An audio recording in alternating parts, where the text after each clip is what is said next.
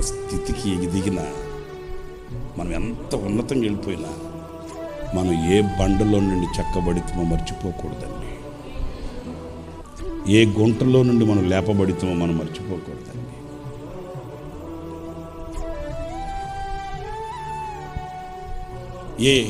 నా దీన స్థితిలో నుంచి మనం వచ్చామో ఎప్పుడు మర్చిపోకూడదండి. మర్చిపోకూడదు. ఎంత సిరి, ఎంత సంపద, ఎంత భాగ్యం వచ్చినా అవి దేవునికి అడ్డు రాకూడదండి. దేవుని స్థానానికి ఎక్కకూడదండి. ఎక్కకూడదు. వద్దు. మనకు ఆయనలో నిలిచి ఉండాలి. మనం ఆయనలో నిలవకుండా మనల్ని వెనకకు తీసి బయటికి తీసుకుని వచ్చే, మనల్ని తొట్టిల్లేటట్లు చేసే సంపద ఏదైనా కూడా మనకు వద్దనే వద్దండి.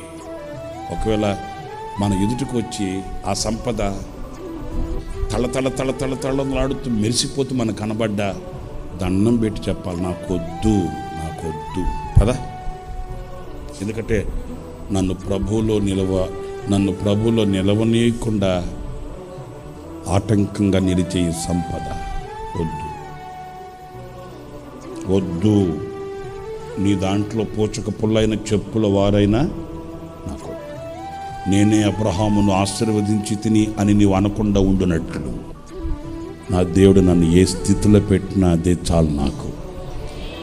నా దేవుడు నన్ను ఎక్కడ పెట్టినా అదే చాలు నాకు. నా దేవునికి దూరం చేసేది ఏది నాకు, నా దేవునికి నన్ను ఎడం చేసేది ఏది నాకు. కరుణ కటాక్షములు నీ సంస్కృతియే,